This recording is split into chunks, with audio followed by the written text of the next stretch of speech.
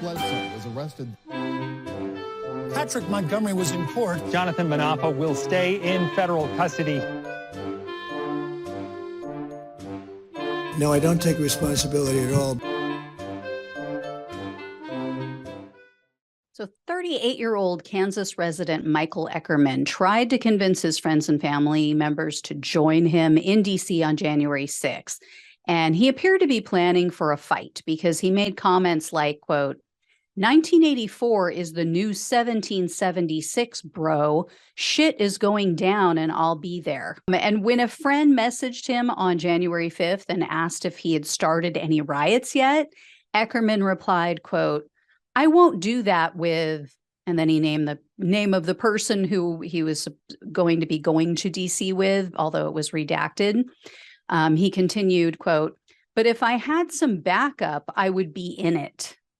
And then the person whose name was redacted appears to be his cousin, because in the next paragraph, the government notes that his cousin attended the Stop the Steal rally with him. On January 6th, Eckerman was seen in videos on the Capitol grounds. He was wearing a tactical vest and gloves, and he was seen in her yelling at officers. He was calling them traitors as they were being attacked, by the way, by other members of the mob.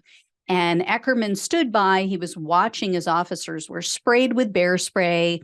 An unnamed person who was with him decided to leave at that point because she said she was scared. I don't know if that was the cousin or who that was. But the following day, in a text exchange about that moment when the officers were being sprayed, Eckerman wrote, quote, that was a moment I didn't want to hurt cops, but those guys had dead eyes. Those guys would kill everyone. So the police are being sprayed, and he's talking about how he should have attacked them. He kind of wanted to because they had dead eyes. So anyway, even after his friend or cousin or whoever it was left, Eckerman continued on to the Capitol. And he was seen on surveillance video illegally entering the building. Alarms were blaring. Other people were climbing through broken windows just a couple feet away from him. Eckerman joined others in overwhelming the officers. He advanced through the building. And at one point, Eckerman pushed an officer. This officer reported that Eckerman knocked him off balance, and then he stumbled backward and tripped down 2 to 3 steps before he fell to the ground. He also noted that Eckerman purposely moved through the mob to reach the front of the police line. And because of Eckerman's actions, the mob was able to overwhelm the remaining officers, and then they ascended a staircase, which led to the Speaker's suite and the House chamber. And another member of the mob sprayed that officer who fell down with a fire extinguisher. This was shortly after Eckerman knocked him down.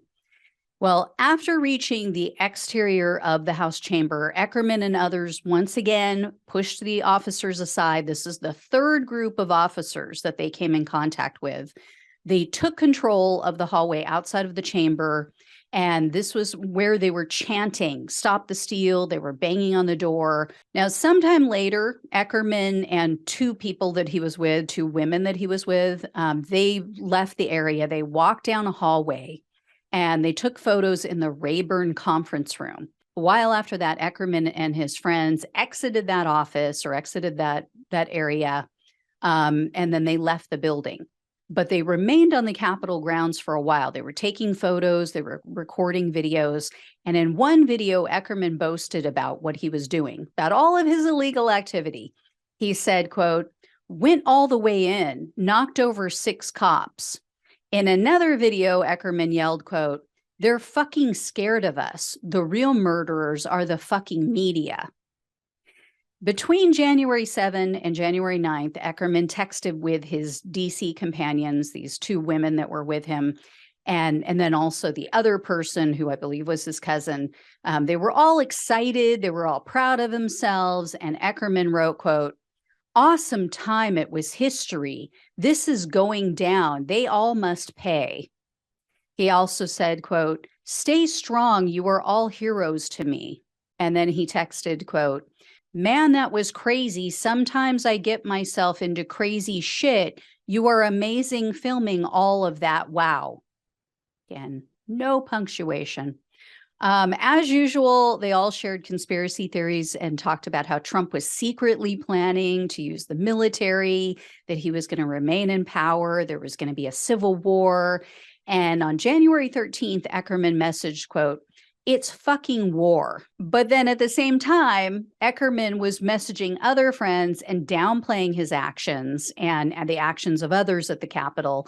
He falsely claimed that January 6th was a false flag operation and a, quote, "set up to make Americans look like terrorists."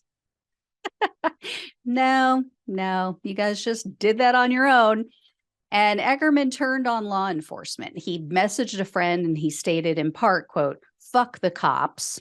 He later wrote, quote, "You know, nothing racist was said or done at the event. Whites were killed by cops is the truth."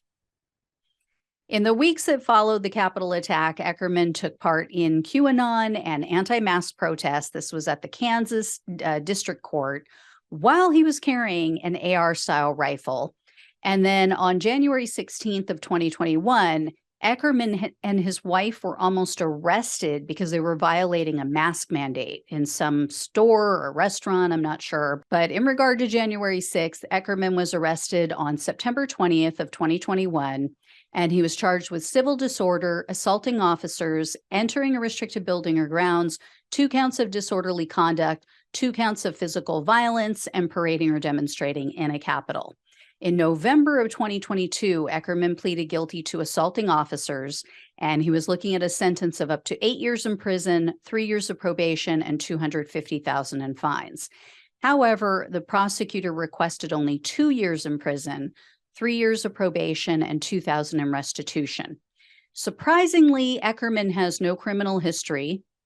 I know, right? Hard to believe with this one. But anyway, I couldn't locate any details about what may have been said at the sentencing hearing, but U.S. District Judge Christopher Cooper presided over Eckerman's case, and he continues to be a weak judge. When all was said and done, Eckerman was sentenced to only 20 months in prison, 2 years of probation, and $2,000 in restitution. So better than most, but still nowhere near enough for someone who assaulted an officer. And he's, running around after the fact, running around his state capitol and state buildings with a loaded AR rifle. So I think we're going to hear more about this guy. I just have a feeling. So I'll keep you guys posted on this. Anyway, thanks so much for watching and listening. Please like this video, share it with others. Please subscribe if you haven't already, trying to hit that 11,000 mark.